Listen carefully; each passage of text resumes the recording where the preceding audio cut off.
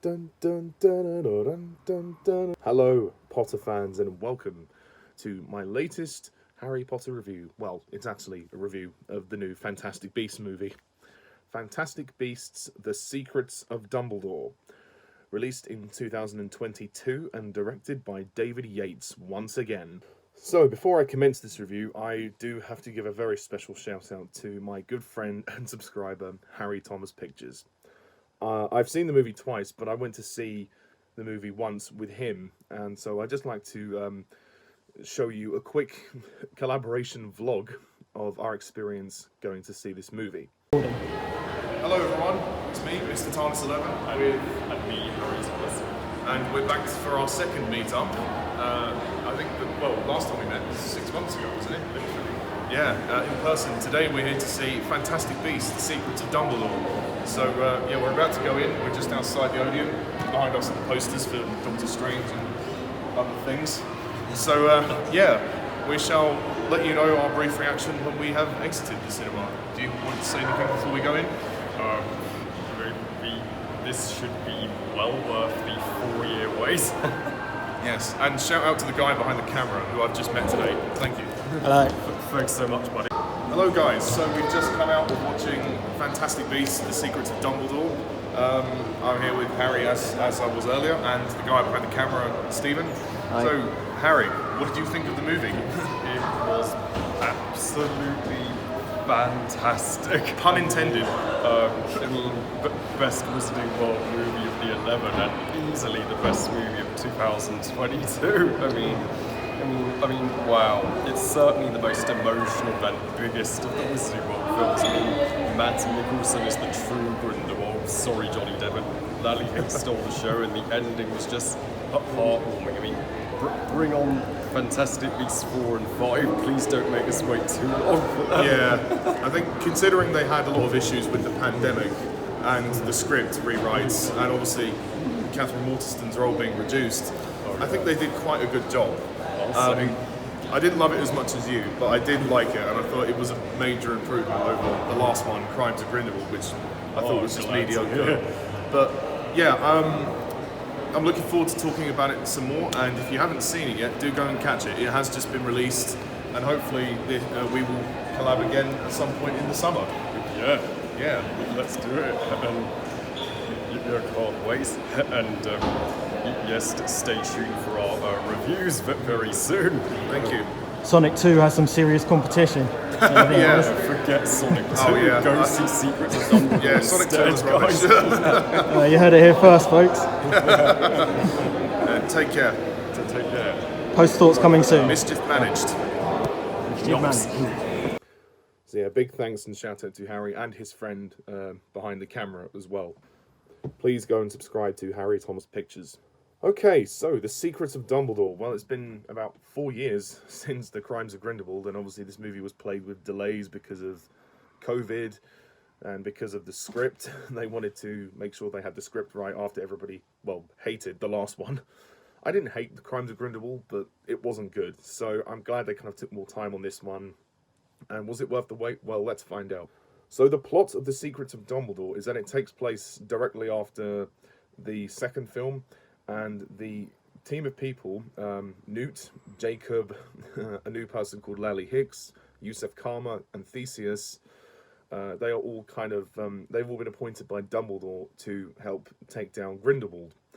And they try to do this by replicating Newt's cases, and they are trying to confuse Grindelwald because, for some reason, Grindelwald has the power of foresight. Meanwhile, Grindelwald is trying to elect himself leader of the Wizarding World, and he's doing this with the help of a little beast known as the Chillen. Now, the Chillen is an ancient creature that knows a person's intentions. So what Grindelwald does is he tries to kidnap a Chillen and kill one of them and confuse everybody else by thinking that the Chillen sees the good in him. So he creates a fake Chillen, basically. There's a big kind of political storyline going on, but also we are delving into some of the backstory surrounding Credence, or Aurelius, as he was revealed to be at the end of the second film, and we discover that Credence is actually dying because of his obscurial powers. He goes to confront Albus Dumbledore, and then he learns more about the truth of his identity. So, there's a lot going on in this movie. So, The Secrets of Dumbledore. Now, having seen the movie twice now, I can firmly say I have cemented my opinion. Do you want the good news first or the bad news? Okay, the good news.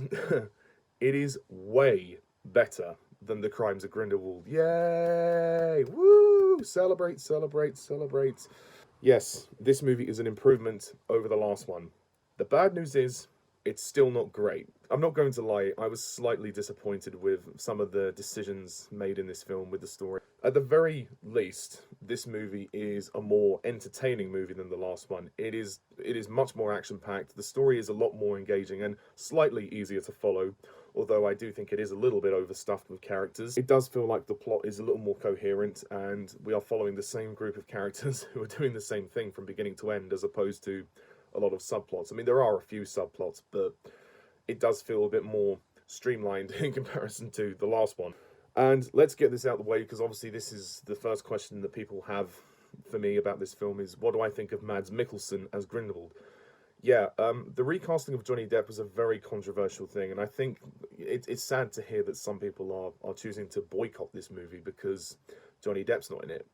I think that's a little unfair on the film, really. I don't agree with the way Johnny was asked to leave and the way he was fired, but, you know, in my opinion, I don't think Johnny is to blame for that incident with Amber Heard, but I could do another video about that another day. As for the character of Grindelwald, well, obviously they chose to recast him, and of all the people they chose, they probably did choose the best person. I mean, Mads Mikkelsen is very good, and he does play good villains. He was Le Chiffre in Casino Royale, and he's also played Hannibal Lecter, I believe. So I think, to be honest, casting Mads Mikkelsen was probably a good idea, even though the costume he wears is so much more watered down compared to Johnny's Grindelwald. Johnny's Grindelwald looked a bit like a rock star. It was a bit too overt. So I did like the look of Mads' Grindelwald. It was toned down, and he definitely is very sinister and very scary when he needs to be. And I like his interactions with Jude Law. I think, going forward, if Mads is to remain in the role, he will be good until the end. Speaking of which, Jude Law is very good in this movie. I think he gives a better performance.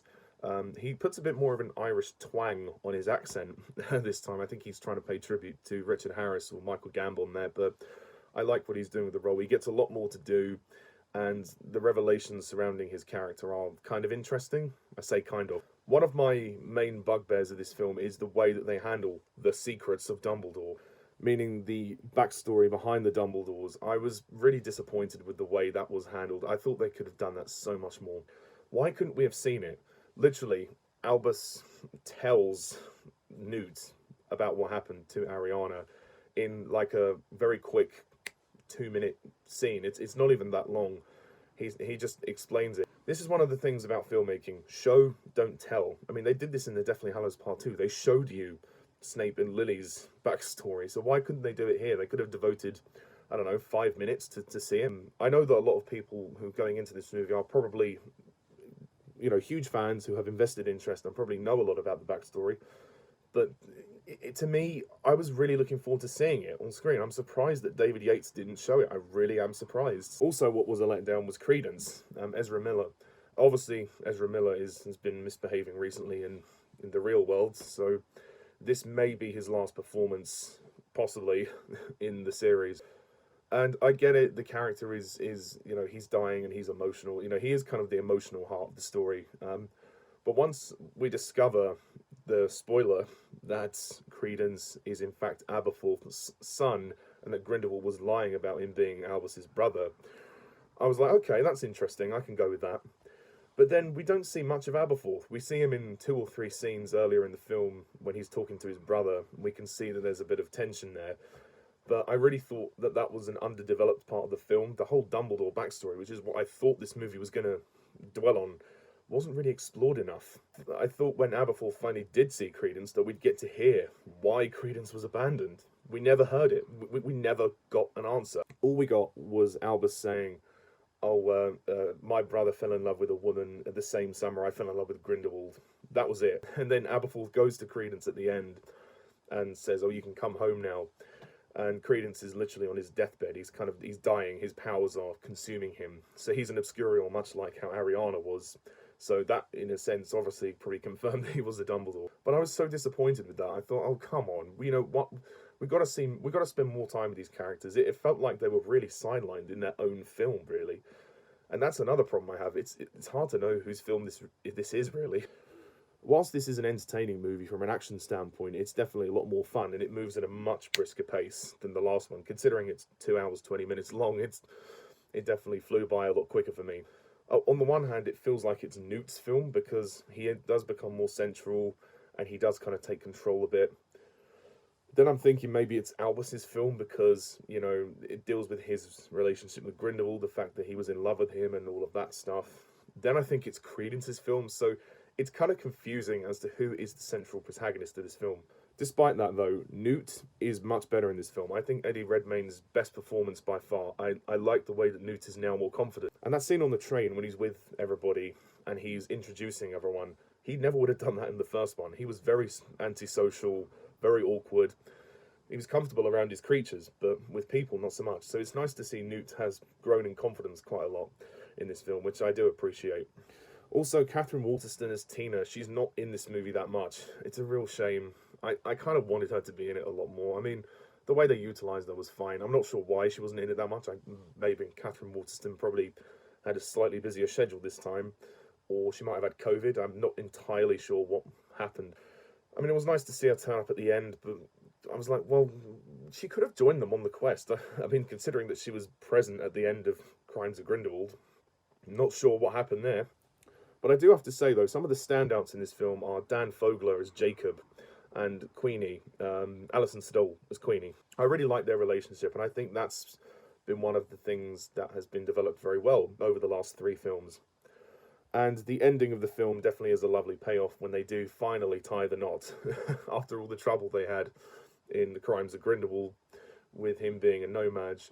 Jacob gets his wand. I mean, Jacob doesn't get to do that much magic, but he does get to have a wand, so technically he's now a wizard, although the magic that he causes in the tea room scene, or the dinner scene, is not his magic. It's technically Hicks's magic. But I do like the relationship between Queenie and Jacob, and I think it's believable. And it was a really nice, touching ending, and a much more happier ending than the second film. Also, Lally Hicks is a great character. I think Jessica Williams is definitely a scene stealer. She's kind of spunky, she's kind of charming, and she's not too self-assured. I mean, the way I see it, she's kind of like the Nomi of the wizarding world. You know, like in No Time to Die, we had Nomi, who was like the female James Bond. Or a female 007, sorry. I kind of feel like Hicks is a bit like that. She's a little bit full of herself, a bit cocky, but although she is a teacher, so she's slightly wiser, and she's got a lot of experience, and she definitely helps Jacob in a lot of areas. The action of this film is great. It's definitely better than the last film. Feels more kinetic. I was enjoying the ride a lot more. And the beasts themselves are brilliant. The array of creatures that we get are fantastic. Like the manticores, the wyverns, the chillins, you know, they all look fantastic. And that's one thing about the Beasts movies that I do appreciate, is the visual style of them. I do feel, though, this movie, while it is a brisker film, it perhaps is a little bit too long. I don't know if it needed to be 2 hours, 20 minutes. It could have lost maybe 5-10 minutes. But then again, there's a lot going on in this film, and it's all very crammed in. The character of Yusef, I don't think I quite know what to do with him in this one. He kind of is sent to Grindelwald to spy on him, and then Grindelwald, you know, in a very heartbreaking moment, wipes his memories. He obliviates his memories of Lita, who died in the last film. And then after that, Yusef doesn't really do that much until the end of the movie, and I'm not sure if he'll ever get his memories back of his sister, but yeah, he's one of those characters who's just kind of there. He's not really in it that much, which is a shame. Returning to Hogwarts is nice. Yep, I do like the nods back to Hogwarts. You know, nice bit of nostalgia, and they aren't there for too long, which is good. And we go back to the Room of Requirement, which is nice.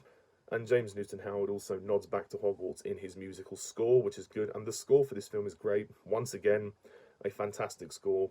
It sounds very similar to the previous 2 films, but that's fine. You know, it is the same series, and I think the music is quite emotional in a lot of areas this time. I love the visual style of the film. I think the production design is amazing, and it's much more of a ride. And seeing other parts of the Wizarding world, like the German Ministry of Magic, is great. And the political story is interesting. It kind of reminded me a little bit of Order of the Phoenix, you know, with the whole election plot, which was kind of interesting. It could be argued that the Budang scene is quite long and drawn out, and it does sort of take a while for the film to end. But I did appreciate in the end we got a brief tease of the fight between Dumbledore and Grindelwald. They did have a small fight, which obviously will tease the bigger one later on. And all the stuff with the confusing of the cases is really good. I think that's very entertaining, and how it's a team of people working together is nice. And again, it's definitely better. But I can't lie to you, folks. I'm very torn with this movie. It's just so... It's so conflicting for me, because I really wanted the secrets of Dumbledore to be actually shown on screen rather than told to us, and I thought that they kind of skipped over that far too quickly. And I do think some of the characters could have been utilised a lot better, but it is an enjoyable film. It's just not the film I wanted it to be. I just wish there was more explanation with things. Like I just feel like the whole Aberforth Credence thing is totally unresolved, and Credence might not even be in the next film. Well, if he is, he won't be played by Ezra Miller. I doubt very much Ezra Miller's going to come back, given what's happened in the press recently. So, to sum it up, I think The Secrets of Dumbledore, it's a decent movie. It's fun. It's perfectly adequate, but I don't think it's perfect, and it does have a lot of problems. I don't think it's the best of the Fantastic Beasts movies. I do think the first one is the best, but this is miles better than The Crimes of Grindelwald, which a lot of people didn't like. I mean, if you weren't convinced by the first two films, I don't know if this is going to win you over. I forgot to mention as well, Callum Turner is Theseus. He is better in this film. He gets a bit more to do, which I do appreciate. The pace of the movie, it's a little slow to start out, but when it gets going, when we get on the ride, it does progress to a pretty fun narrative. But again, I think in order to understand everything that's going on, you have to have invested interest and be a diehard fan. I do love the magical world. I'll always support the magical world on screen. I love seeing it, and David Yates does a good job. But yeah, some people who aren't convinced by the Beast movies, I can kind of understand why. So overall, I'm going to rate this movie, I'm going to give it a 7 out of 10.